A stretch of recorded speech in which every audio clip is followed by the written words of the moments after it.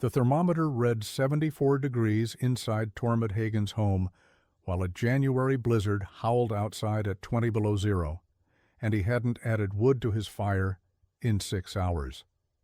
What the Norwegian homesteader had built into an abandoned mine tunnel would prove every mocker wrong and change how frontier families survived Montana winters forever. Drop a comment and let us know where you're watching from. And if stories of frontier innovation move you, hit that subscribe button, because tomorrow's tale might be the most unbelievable one yet. The year was 1876, and Tormod Hagen found his younger brother Einar frozen to death on the morning of February 9th in their cabin near Silver Bow Creek in Montana Territory. The fire had gone out sometime during the night. Einar had been sick with fever for 3 days, too weak to rise and add wood to the stove when the flames died down. The temperature inside the cabin had dropped to match the brutal cold outside, somewhere near 30 below zero. By the time Tormod returned from checking their trap line at dawn, his brother had been dead for hours. The body was rigid, covered with a thin layer of frost. The cabin offered no protection once the fire went out. It was simply a box of wood separating the living from the outside air by a few inches of pine logs and whatever gaps the chinking failed to fill. Tormod buried Einar 2 days later when the ground thawed enough to break with a pickaxe. The small Norwegian community gathered on the hillside above the creek. Pastor Berg spoke words about God's will and eternal rest. The other homesteaders offered condolences and departed quickly, eager to return to their own fires. Tormod stood alone at the grave after everyone left, watching snow begin to fall again across the mountains. His brother had been 23 years old. They had come to Montana together 3 years earlier with plans to establish a homestead and bring their parents over from Norway once they had built something substantial. Now Einar was gone, killed not by wolves or bears or hostile encounters, but by simple cold and a fire that went out at the wrong time. That night, Tormod sat in the cabin and understood with absolute clarity that the structure around him was inadequate. Every homesteader in the territory lived in similar buildings, pine logs notched at the corners, mud and moss packed between gaps, a stone or mud fireplace, a single door, maybe one window covered with oiled paper or canvas. The cabins kept out rain and blocked wind, but they had no capacity to hold heat. The moment a fire died, the interior temperature began dropping toward whatever temperature existed outside. In summer, this hardly mattered. In winter, it could kill you.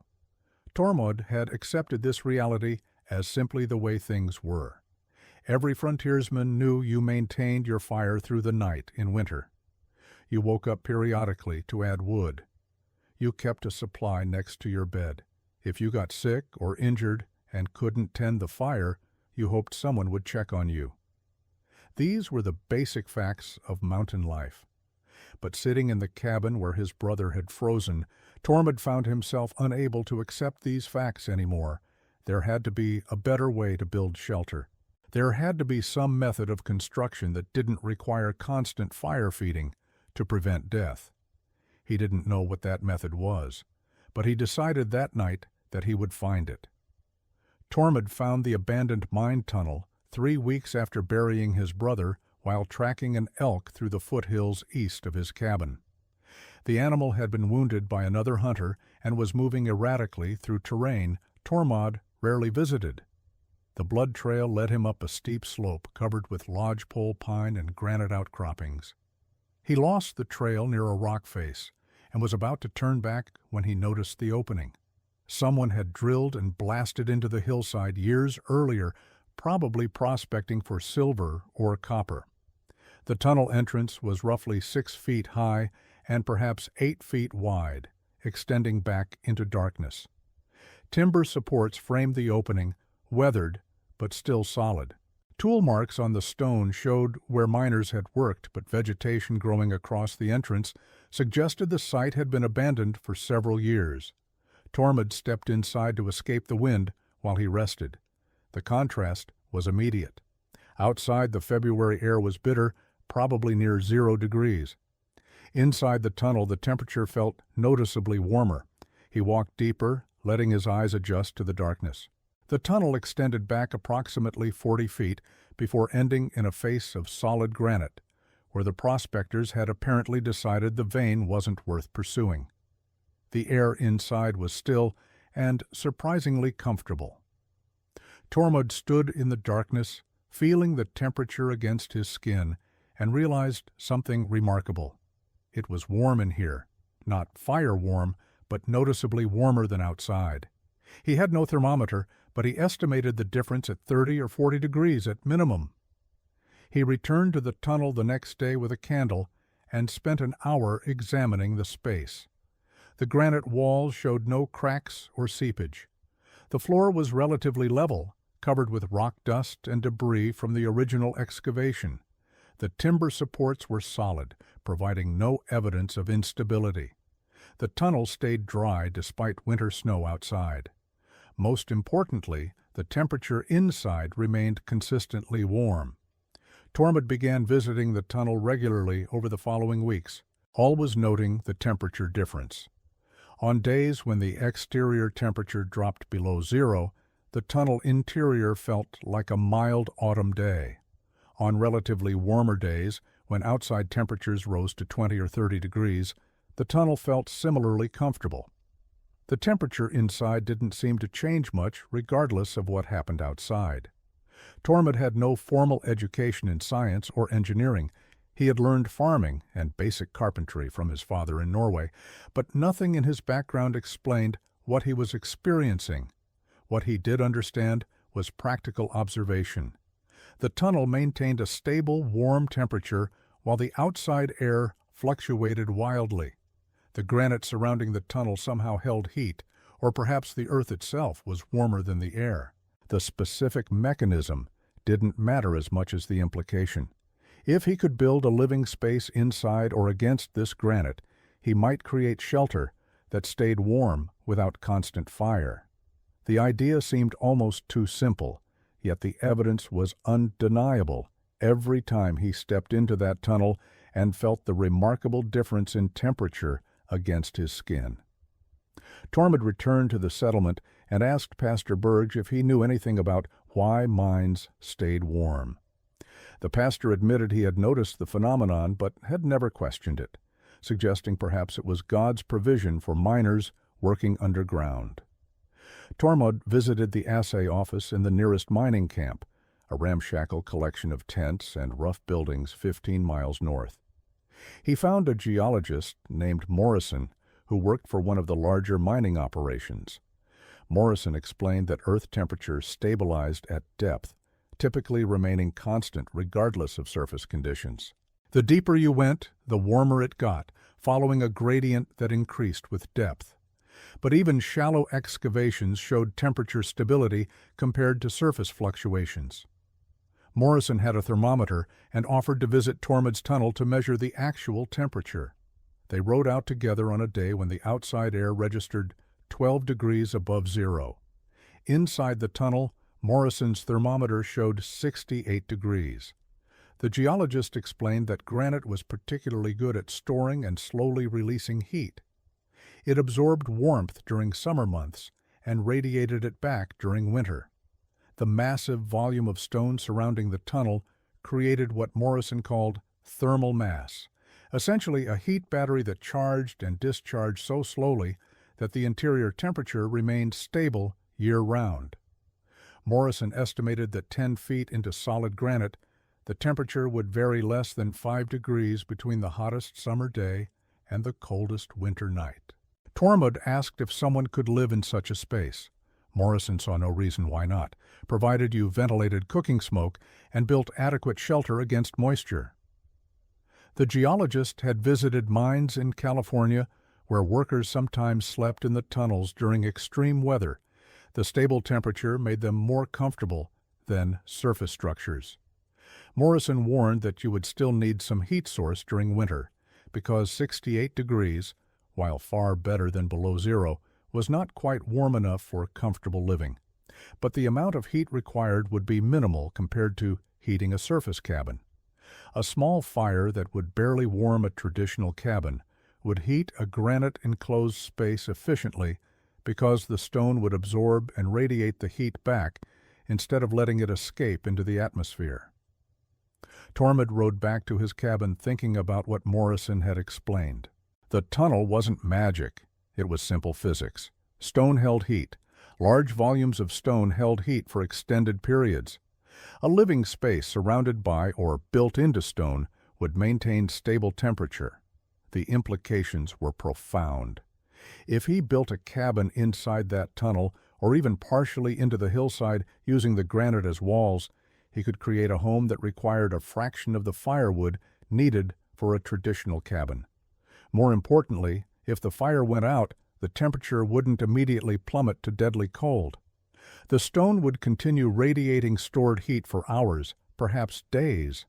His brother might still be alive if they had lived in such a structure. That thought, more than any other consideration, convinced Tormod that he had to attempt what was forming in his mind. Tormod announced his intention to build a home inside the abandoned mine tunnel at a community gathering in late March of 1876. The Norwegian settlement held informal meetings every few weeks where homesteaders shared information, traded goods, and discussed common concerns. Tormod waited until the practical business had concluded, then stood and described what he had discovered about the tunnel's stable temperature and his plan to construct a living space within it. The response was immediate laughter. Ivar Lunde, a thick-shouldered farmer who had established one of the first homesteads in the area, asked if Tormod planned to hibernate like a bear. Others joined the mockery. Bjorn Halvorsen suggested that living in a hole in the ground was something animals did, not civilized men. Someone else wondered aloud if grief over Einar's death had affected Tormod's thinking. Pastor Berg tried to quiet the room, suggesting that Tormod's idea deserved respectful consideration, but the damage was done.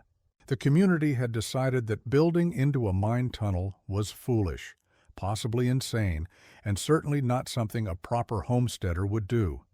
The unspoken standard was clear. You cleared land. You built a cabin from logs. You established your presence on the surface where everyone could see your industry and progress.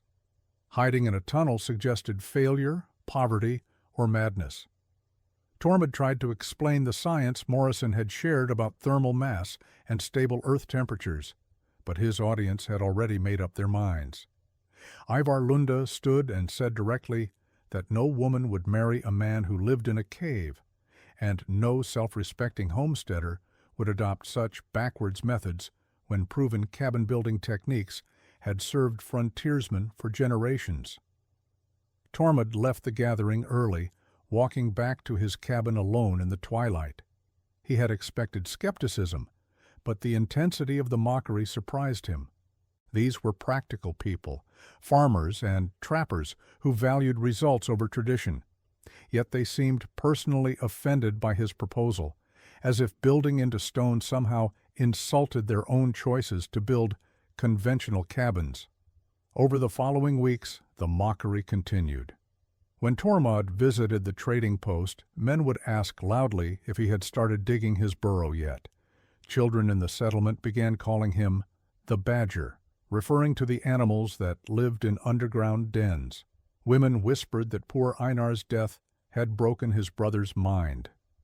The social isolation intensified as Tormod began gathering materials for his project. He needed timber for framing, though far less than a traditional cabin required. He needed tools for excavation and stonework. He needed canvas for temporary shelter while he worked. Each trip to the trading post or interactions with neighbors brought fresh commentary. Knut Udegård, one of the few men who didn't openly mock Tormod, pulled him aside one day and suggested quietly that he reconsider. The community was judging him, Knut said, and this judgment would follow him for years. Tormod appreciated the concern, but had made his decision. He had watched his brother freeze to death in a structure everyone considered adequate. He would not build the same type of structure and hope for better results. If the community wanted to laugh, let them laugh. He would build his home into the granite hillside, and when winter came, the stone would prove him right. Tormod began work on the tunnel in early April of 1876, when the ground thawed enough to permit digging. His first task was widening the entrance to accommodate a proper living structure. The original mine opening was adequate for miners crawling in and out with ore buckets, but Tormod needed space for a cabin front that would seal the tunnel entrance while allowing a door, windows, and adequate headroom. He started with a sledgehammer and steel wedges, working to split loose rock from the tunnel walls. The granite was hard, requiring hours of effort to remove even small sections. He would drill shallow holes using a hand drill and iron bit, insert wedges, and hammer until the stone fractured along natural grain lines. Each piece had to be carried out and rolled down the hillside away from the work area. The physical labor was punishing. Tormod worked alone from dawn until dark, taking breaks only to eat cold meals he had prepared the night before. His hands developed calluses that cracked and bled, then hardened into thick pads. His shoulders and back ached constantly from swinging the hammer.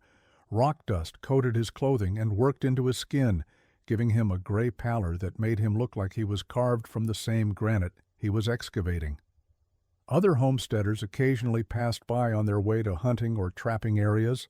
They would pause, watch Tormod hammering at the stone, shake their heads, and continue on. No one offered to help.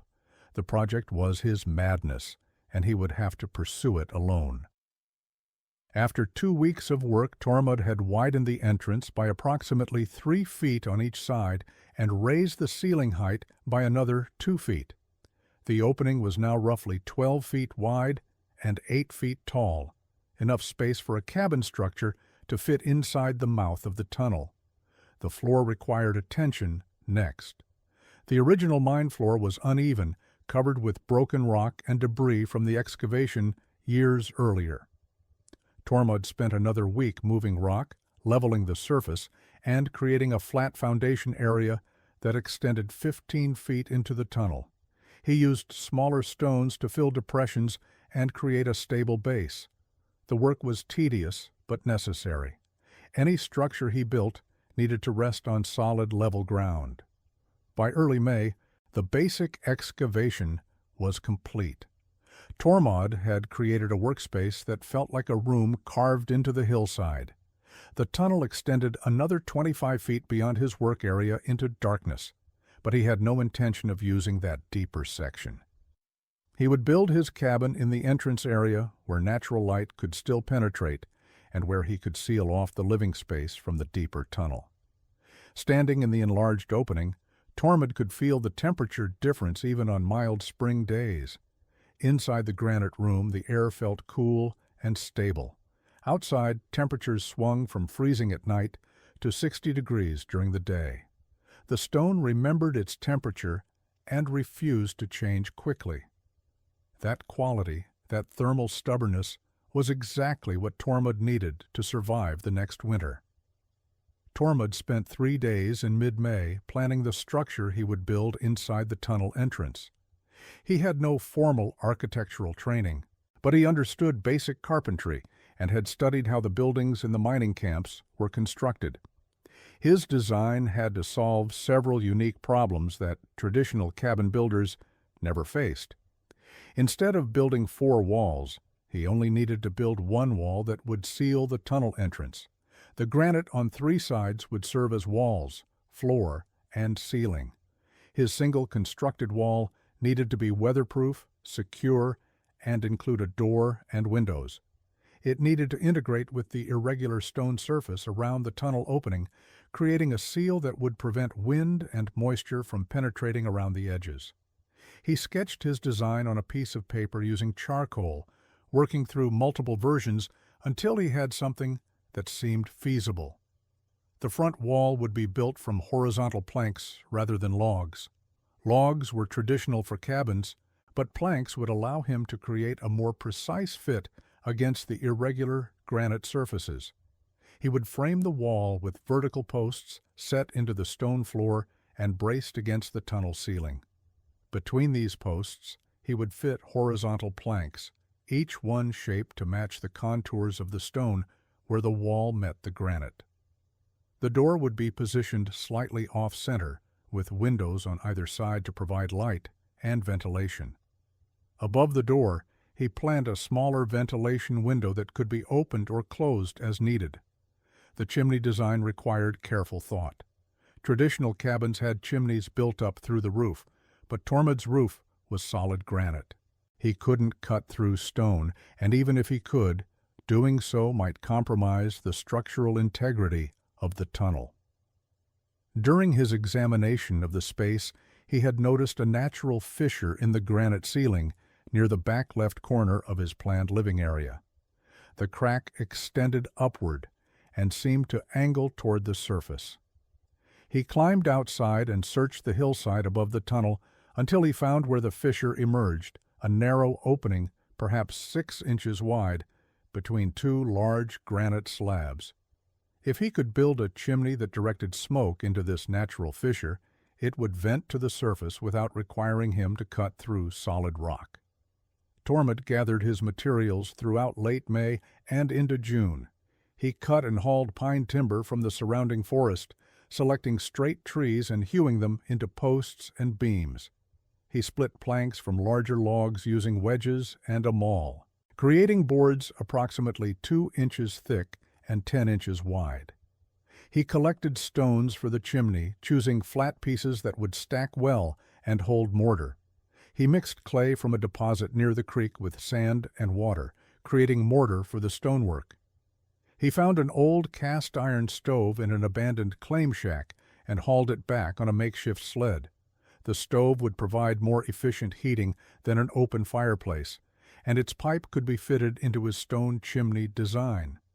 By the end of June, he had materials staged near the tunnel and was ready to begin construction. Construction began in early July when the weather was warm and dry, ideal conditions for working with wood and mortar. Tormod started by setting vertical posts that would frame his front wall. He drilled holes into the granite floor using his hand drill and iron bits, creating sockets approximately 4 inches deep. The drilling was slow work. Granite resisted the bit, requiring constant pressure and periodic sharpening. Each hole took most of a day to complete. He needed 6 holes, 3 on each side of the planned door opening, spaced to create a strong frame. Once the holes were drilled, he cut posts from pine logs, each one approximately 8 inches in diameter and 8 feet long. He shaped the bottom end of each post to fit snugly into the drilled holes and used wooden wedges to lock them in place. The posts needed to be secured at the top as well, braced against the granite ceiling to prevent them from shifting. Tormod carved notches into the top of each post and fitted crossbeams between them, creating a rigid framework. Where the posts met the irregular granite ceiling, he used wooden shims and wedges to create tight contact. The frame needed to be absolutely solid because the entire front wall would depend on it. He tested each connection by throwing his weight against the posts, checking for any movement or flex. When he was satisfied that the framework was secure, he began fitting the horizontal planks that would form the actual wall. Each plank required individual shaping. The granite around the tunnel entrance was irregular, with curves and projections that meant no 2 planks would be identical. Tormod would hold a plank up to the gap between posts, mark where it contacted the stone, then use a draw knife and hand plane to shape the plank until it fit tightly against the granite. The process was painstaking. A single plank might require an entire day of fitting, shaping, testing, and refitting before it achieved a tight seal. He started at the bottom and worked upward, each plank sitting on the one below it and pegged to the vertical posts with wooden dowels. Between the planks and the granite, he packed his clay mixture, creating a seal that would prevent air infiltration. The door and window openings required special framing. Tormod built reinforced frames from doubled timbers, creating strong boxes within the plank wall that could support the weight of the door and window shutters. He positioned the door slightly right of center, approximately 4 feet wide and 6.5 feet tall. On either side, he created window openings roughly 2 feet square. Above the door, he framed a smaller ventilation window, only 1 foot square, but positioned to allow hot air to escape when needed. Each opening was carefully measured and cut, with the surrounding planks shaped to integrate seamlessly with the frame. By late July, the front wall was taking shape, a barrier of fitted planks sealed against the granite and secured to the timber frame. Tormod stepped back one evening and examined his work. It didn't look like any cabin he had ever seen, but that was exactly the point. The chimney construction began in early August when Tormod had completed enough of the front wall to focus on the heating system. He positioned his cast-iron stove in the back left corner of the living space, directly beneath the natural fissure he had identified in the granite ceiling. The stove was a simple box design with a flat cooking surface and a side-loading door for fuel. It had a 6-inch diameter pipe outlet on top that would connect to his chimney system. Tormod's challenge was building a stone chimney that would guide smoke from the stove into the natural fissure without allowing it to leak into the living space. He started by building a stone base around and behind the stove, creating a heat-resistant barrier between the iron and the wooden elements of his cabin. He used flat granite pieces mortared together with his clay mixture, building up a structure that enclosed the back and sides of the stove while leaving the front accessible for loading wood and cooking. The stonework rose to roughly 4 feet in height, level with the top of the stove. From there he began constructing the actual chimney that would connect the stovepipe to the ceiling fissure. The vertical section was built from carefully selected stones, each one shaped to create a smooth interior passage for smoke. Tormod used his hammer and chisel to shape the stones, creating pieces that would stack into a vertical column approximately 8 inches square on the interior. He mortared each stone in place, working slowly upward toward the ceiling. Every few courses, he would light a small fire in the stove to test the draft and check for smoke leaking through gaps in the stonework. Where he found leaks, he would chip out the mortar and refit the stones with fresh clay mixture. The process was methodical and could not be rushed. A chimney that leaked smoke into the living space would be worse than useless. As the chimney approached the ceiling, Tormod faced his most critical challenge. The natural fissure was not directly above the stove, but offset by approximately 18 inches. He needed to angle his chimney to reach the fissure without creating a horizontal section that would trap smoke and fail to draw properly. He studied the problem for 2 days before attempting a solution. He built the chimney with a gradual lean, each course of stones slightly offset from the one below, creating a curve that transitioned from vertical above the stove to angled where it met the fissure. The technique required precise stone selection and careful mortaring to prevent collapse. When the chimney finally reached the ceiling fissure, Tormod sealed the connection with extra mortar, filling gaps and creating a smooth transition from his constructed chimney into the natural rock vent. He climbed outside and located where the fissure emerged on the hillside above. He built a small stone cap around the opening to prevent rain from running directly down into his chimney while still allowing smoke to escape. The entire chimney system had taken 3 weeks to build. On a cool evening in late August, Tormod lit a full fire in his stove for the first time. Smoke rose through the pipe, entered the stone chimney, followed the angled passage upward, and disappeared into the fissure. No smoke leaked into the cabin. The draw was strong and steady. The structure was complete enough for occupancy by late September of 1876. Tormod had finished the front wall, installed a solid plank door with iron hinges he had purchased from the trading post, and fitted wooden shutters over the window openings. The interior was sparse but functional. He had built a sleeping platform along the right wall using planks laid across supports anchored into the granite. Beneath the platform, he created storage space for supplies. Along the left wall opposite the stove, he installed shelves for food, tools, and equipment. The floor remained bare granite, swept clean, and relatively level. The total living space measured approximately 12 feet wide and 15 feet deep, giving him roughly 180 square feet. It was smaller than his previous cabin, but felt more substantial because of the granite surrounding three sides.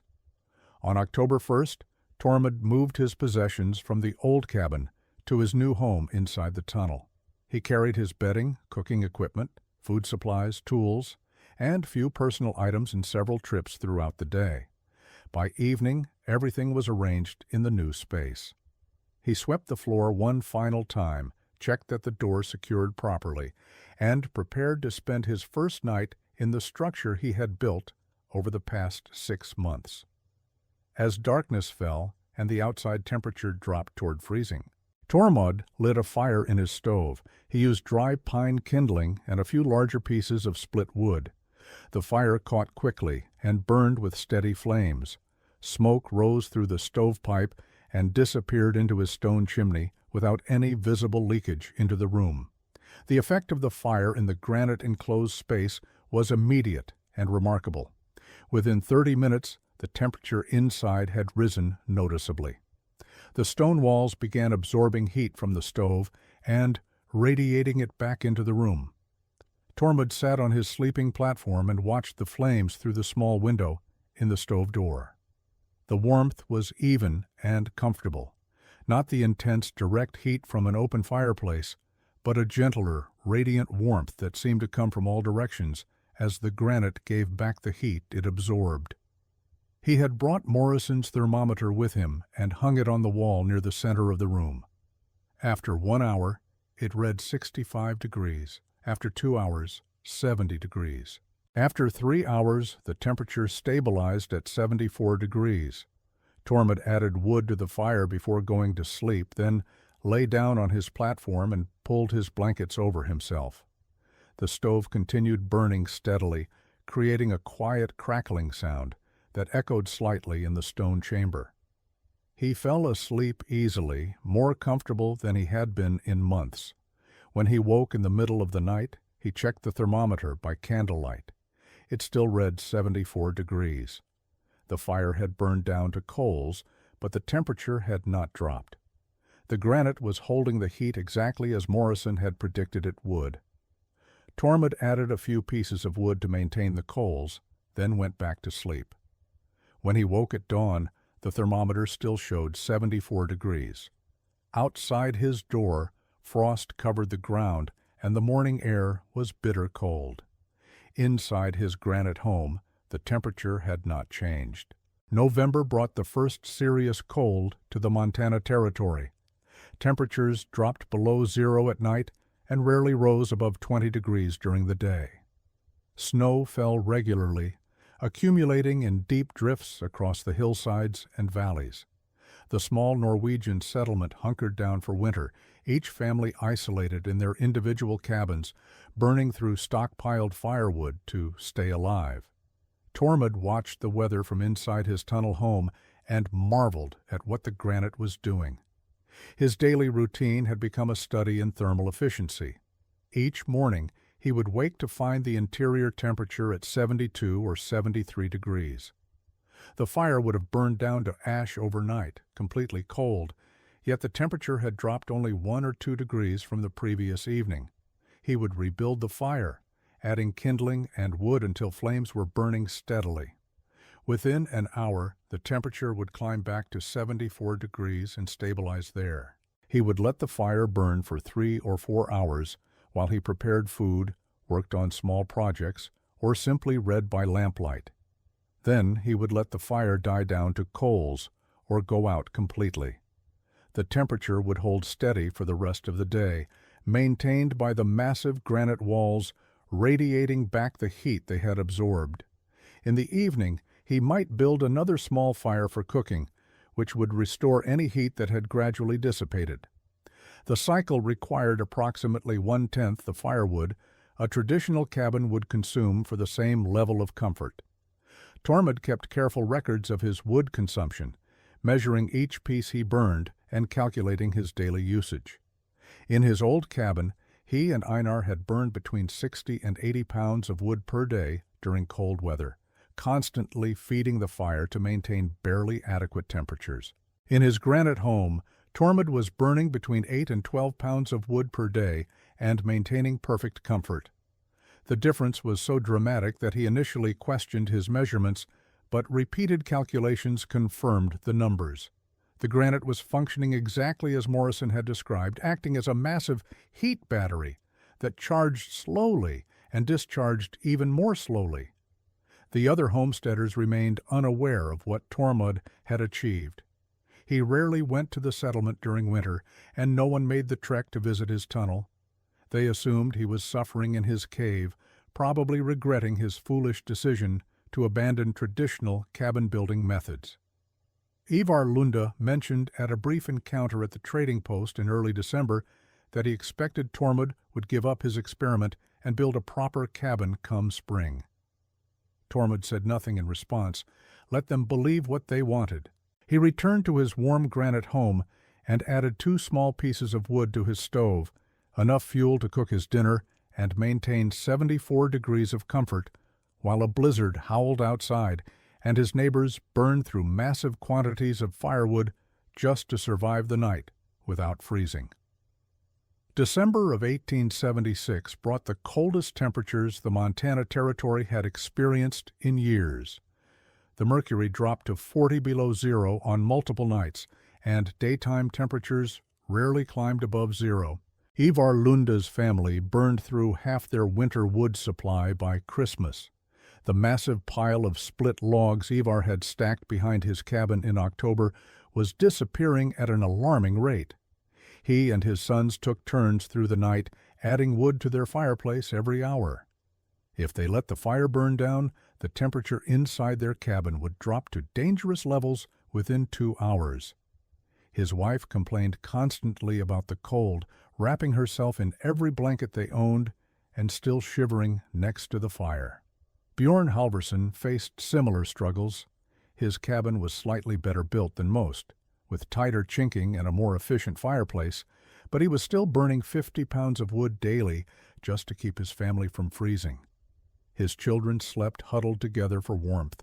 His wife cooked meals as quickly as possible to conserve heat, and they ate dinner while standing near the fire because sitting at the table meant sitting in the cold. Every morning, Bjorn would wake to find frost on the inside walls of his cabin where moisture from breathing had frozen against the cold logs. The windows were covered with ice thick enough that no light penetrated. None of them knew that 5 miles away, Tormod Hagen was sleeping comfortably in his Granite home with the fire completely out. On the coldest nights, when the exterior temperature reached 40 below, Tormod's interior temperature would drop to 70 degrees by morning. He would wake, rebuild his fire, and within an hour be back to 74 degrees. He used so little wood that his winter supply, carefully stacked in the tunnel behind his living space, looked barely touched, even as December turned to January. He wore a single layer of clothing inside his home. He slept under 2 blankets instead of the 5 or 6 required in his old cabin. He never woke in the night to tend the fire. The Granite held its heat with stubborn consistency that made winter survival effortless rather than a constant, desperate struggle. The temperature stability affected more than just comfort. In traditional cabins, food supplies froze solid and had to be thawed before cooking. Metal tools became brittle in the extreme cold. Water buckets froze overnight. Everything required extra effort and constant attention. In Tormod's Granite home, nothing froze. His water bucket sat near the stove and remained liquid. His food supplies stayed at stable temperature. His tools remained at room temperature and ready for use. The difference between 74 degrees and 40 below zero was the difference between living comfortably and barely surviving. Tormod understood this difference every morning when he woke up warm and rested, while his neighbors were exhausted from another night of fire tending and cold fighting. The Granite was proving him right, day after day in ways that would eventually become impossible to ignore. The blizzard arrived on January 14, 1877, without warning. The morning had been cold, but clear. By noon, clouds had moved in from the northwest.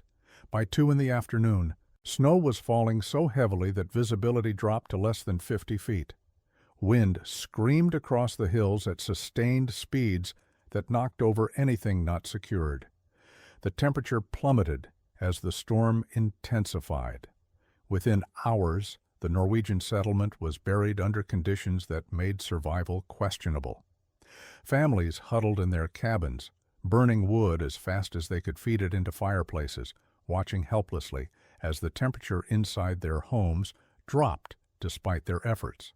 Ivar Lunde's chimney developed a crack from the extreme temperature stress. Smoke began leaking into his cabin, forcing him to choose between suffocating or freezing. He partially damped the fire, accepting lower temperatures to reduce the smoke, and moved his family to the corner farthest from the fireplace. They wrapped themselves in every piece of fabric they owned and waited for the storm to pass. The temperature inside the cabin dropped to near freezing. His youngest daughter developed symptoms of hypothermia despite being only 15 feet from a fire. Ivar held her against his chest, sharing body heat, praying the storm would end before she died. Bjorn Halvorson's door blew open during the height of the blizzard. The wooden latch failed under sustained wind pressure, and the door slammed inward, bringing a wall of snow and wind into the cabin. Bjorn fought to close it, while his wife held their children away from the opening. He finally got the door shut and barricaded it with furniture, but not before snow had covered everything inside and the temperature had dropped catastrophically.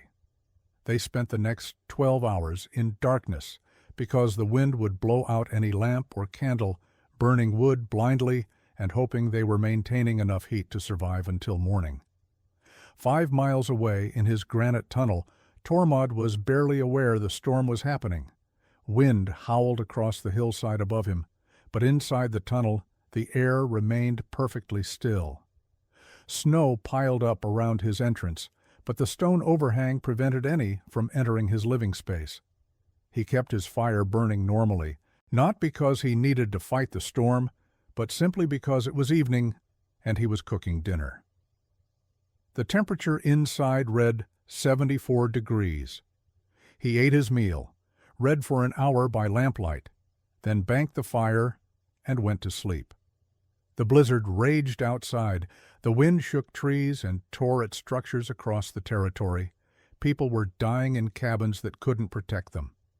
Tormod slept peacefully in his granite home, completely sheltered from the storm by solid rock that had stood unchanged for millions of years and would stand unchanged for millions more. The blizzard lasted 3 days before finally blowing itself out on January 17th. When the wind stopped and the snow settled, the settlement discovered the extent of the damage. 2 cabins had partially collapsed under snow load. Multiple chimneys had cracked or failed. Several families had burned through their entire winter wood supply and were facing the remainder of winter with inadequate fuel. Ivar Lunde's youngest daughter survived her hypothermia but remained weak and feverish. The community came together to share resources, redistribute firewood, and help families repair damaged structures. The storm had revealed how close to the edge of survival everyone was living. Astrid Wahl, a widow with 3 children under 10 years old, faced the worst situation. Her husband had died the previous summer in a logging accident, leaving her alone to manage the homestead through winter. Her cabin had been marginal even before the storm. Now her chimney had collapsed completely during the blizzard. The stone and mud structure had cracked from thermal stress and then disintegrated when wind hit the weakened section. Her fireplace was unusable. She had 3 children, no heat source, and no ability to rebuild a chimney in the middle of winter with no help. Pastor Burge organized the men to assist her, but the reality was harsh. Rebuilding a chimney required time, materials, and skills that were in short supply. The fastest solution would take at least a week, and Astrid's family would freeze long before then. Knut Udegård suggested bringing Astrid and her children to stay with another family, but every cabin was already overcrowded and struggling with heat and resources. Adding 4 more people to any household would push that family past their capacity to survive comfortably. The discussion at the emergency community meeting grew desperate. Someone suggested they might need to send Astrid and the children to the nearest town, a 3-day journey in good weather and possibly deadly in current conditions. Pastor Bergs mentioned Tormod Hagen and his tunnel dwelling. Several men scoffed immediately, but Bergs pressed the point.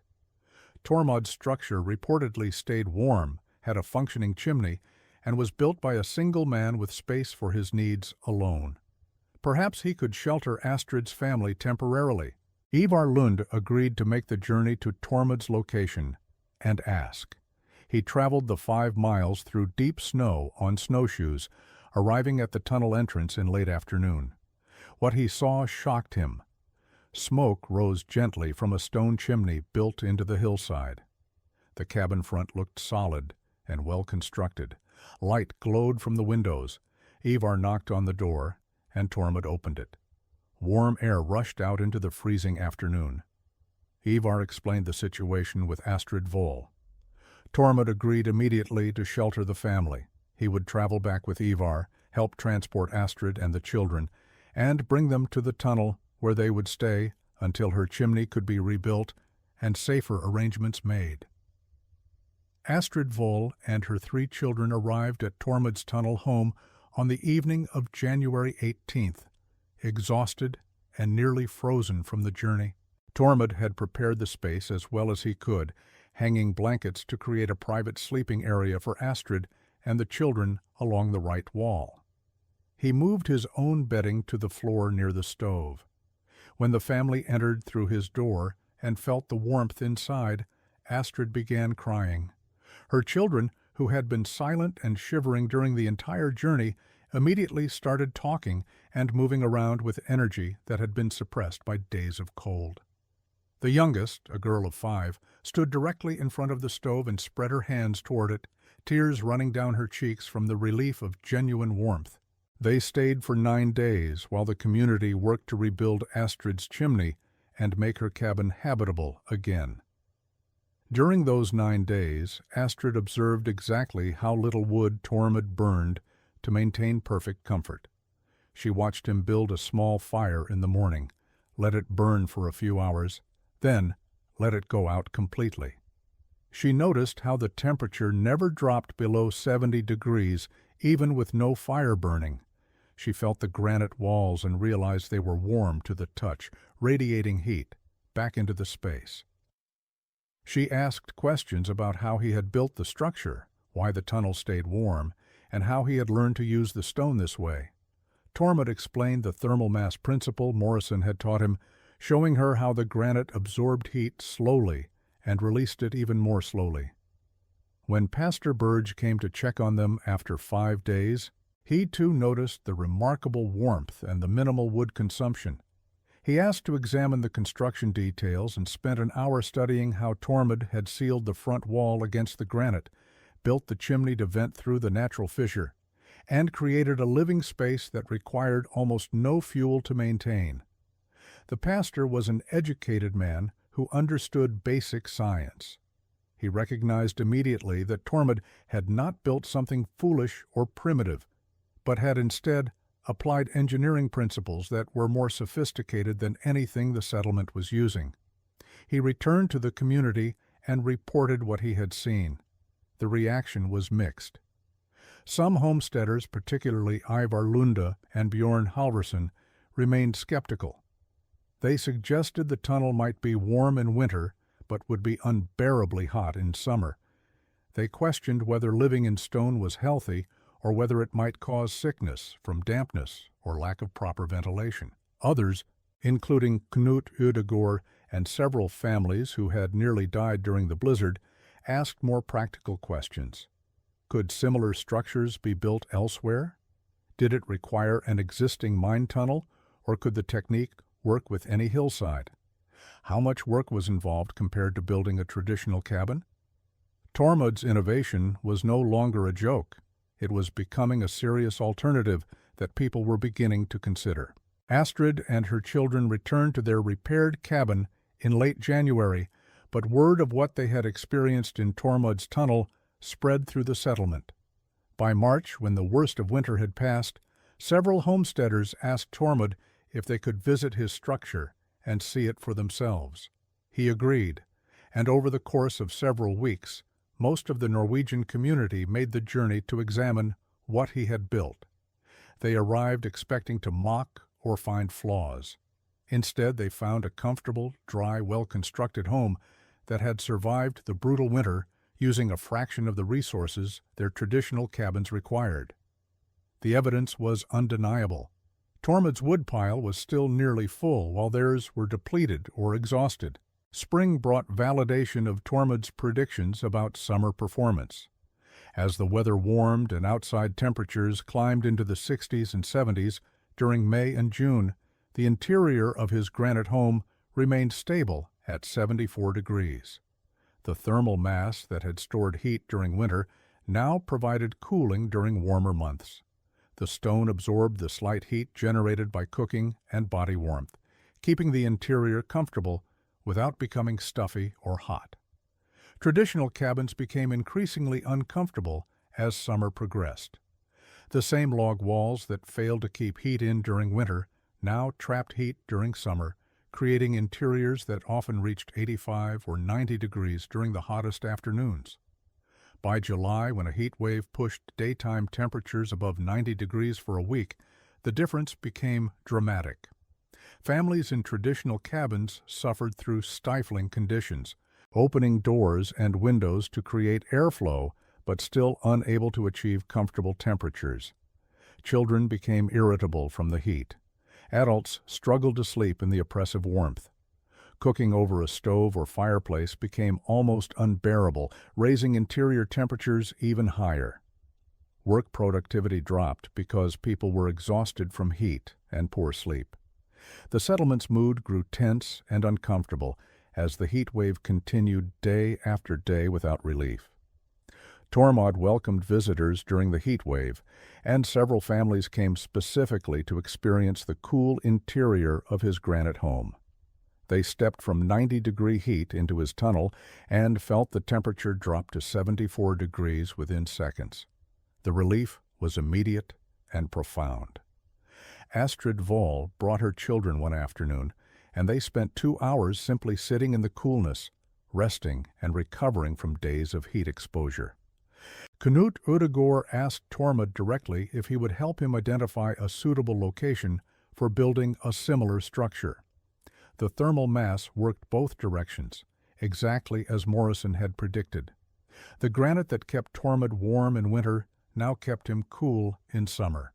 It was a year-round solution to the temperature extremes that made frontier life so difficult, and people were finally beginning to understand what Tormod had tried to tell them a year earlier. Halvor Strand arrived at the settlement in late August of 1877, a traveling prospector who made his living examining played-out mines and assessing whether they were worth reworking with better equipment or techniques. He had spent the summer visiting abandoned claims throughout Montana Territory, and his route brought him through the Norwegian settlement. He stopped to resupply at the trading post and heard multiple people discussing Tormod Hagen's tunnel dwelling. The conversations piqued his professional interest. Halvor had worked in mines across the West and understood geology and underground construction better than most men on the frontier. He asked for directions to Tormod's location and rode out to see the structure himself. Tormod welcomed the prospector and showed him the entire construction. Halvor examined the front wall, the chimney venting system, the living space arrangement, and the way Tormod had utilized the natural tunnel. He asked detailed questions about temperature stability, moisture levels, ventilation, and structural integrity. Tormod answered honestly, sharing everything he had learned over the past 18 months. Halvor walked the length of the tunnel, studying the granite, checking for cracks or seepage, assessing the quality of the rock. He emerged with a thoughtful expression and told Tormod he had built something genuinely innovative that solved one of the fundamental problems of frontier living. Halvor explained that he had visited dozens of mining camps where workers suffered in harsh conditions, burning enormous amounts of fuel to heat flimsy structures or sleeping in tents that offered no protection from temperature extremes. Many abandoned mines had tunnels similar to Tormod's, spaces that could be converted into comfortable living quarters using the same principles. The technique could transform how miners, prospectors, and frontier workers survived in remote locations. Halvor asked permission to share what he had seen as he continued his travels. Tormod agreed readily. He had never tried to keep his methods secret. If others could benefit from what he had learned, he was glad to help. Over the following year, Halvor Strand spread word of Tormod's Granite home throughout the mining districts of Montana, Wyoming, and Colorado. He described the construction technique to miners, prospectors, and camp operators. He explained the thermal mass principle and how abandoned tunnels could be converted into superior living spaces. Some dismissed the idea as impractical, but others recognized its value immediately. By 1879, variations of Tormod's technique were appearing in mining camps across the Rockies. Men were building into hillsides, converting abandoned drifts, and creating hybrid structures that used natural stone for 3 walls and constructed only the front face. The innovations spread organically, carried by word of mouth and practical demonstration, solving problems for people who desperately needed better solutions. Knut Udegård became the first member of the Norwegian settlement to build using Tormod's principles in the spring of 1878. He identified a hillside on his property where granite outcropping created a natural overhang similar to Tormod's tunnel entrance. He spent 6 weeks excavating into the hillside, using blasting powder to remove larger sections of rock and hand tools to shape the space. Tormod visited regularly to offer advice about sealing the front wall, building the chimney, and creating proper ventilation. When Knut completed his structure in late summer, he invited the community to examine it. The response was cautious interest rather than mockery. People could see the quality of construction and recognized that Knut was no fool. If he believed the technique was worthwhile, perhaps it deserved serious consideration. By the summer of 1879, 3 more families in the settlement had begun building into hillsides or converting natural caves into living spaces. Each structure was different, adapted to local conditions and available materials, but all followed the same basic principle of using granite or stone for structural walls and thermal mass, while building only what was necessary to seal the space and create interior functionality. Some were pure tunnel dwellings like Tormod's original design. Others were hybrid structures built partially into hillsides with stone forming the back and side walls, while log construction completed the front and created additional rooms. The techniques varied, but the results were consistent. All of them maintained stable interior temperatures with minimal fuel consumption. The broader homesteading community beyond the Norwegian settlement began hearing about the innovation. Travelers passing through the area would notice the unusual structures built into hillsides and ask questions. Word spread to other settlements, mining camps, and frontier towns. Some people dismissed the idea as eccentric Norwegian peculiarity, but practical-minded homesteaders recognized the advantages. Building into existing geological features required different skills than traditional cabin construction, but it wasn't more difficult, just different. The material's cost was often lower because you needed less timber. The labor was comparable, sometimes less if you found a good natural cave or overhang. The performance was demonstrably superior for temperature control and durability. By 1880, variations of what people were calling the Hagen method or Norwegian stone building were appearing throughout Montana Territory and spreading into Wyoming and Idaho. The specific techniques evolved as different builders adapted the core principles to their situations. Some used limestone instead of granite. Some built elaborate stone facades. Others created minimal wooden fronts that were barely visible. Professional builders in mining towns began offering stone-backed construction as an option for clients willing to pay premium prices. What had started as one grieving man's obsessive attempt to prevent future freezing deaths had become an established alternative construction method that was changing how people built shelter on the frontier. Tormod Hagen was 51 years old in the spring of 1885, still living in the same granite tunnel he had built 9 years earlier. The structure showed no signs of deterioration.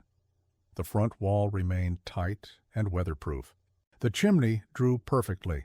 The interior stayed at 74 degrees year-round with minimal fire maintenance. He had made only minor improvements over the years, adding better shelving, improving the door hinges, and installing a larger window on one side to increase natural light. The fundamental structure was unchanged because it needed no changes. The granite walls were as solid as the day he had excavated them. The thermal mass performed exactly as it had from the beginning. The building would outlast him by decades, probably by centuries. The Norwegian settlement had grown and prospered. Most families still lived in traditional log cabins, but approximately 1/3 of the homesteads now incorporated stone-backed or hillside construction. The community had developed a reputation for innovative building techniques, and people occasionally traveled considerable distances to examine their methods and learn from their experience. Tormod had become an informal consultant, visiting new construction sites and offering advice based on his understanding of thermal mass, ventilation, and stonework. He never charged for his time. He shared his knowledge freely with anyone who asked, just as he had from the beginning. Pastor Berg visited Tormod one afternoon in May and asked him to reflect on what he had accomplished. The pastor was writing a letter to church authorities in Norway describing the settlement's development and wanted to include details about the building innovations that had helped them survive and thrive in harsh conditions. Tormod thought carefully before responding. He said he had not set out to revolutionize anything. He had simply watched his brother freeze to death and decided he would not build shelter that could fail the same way.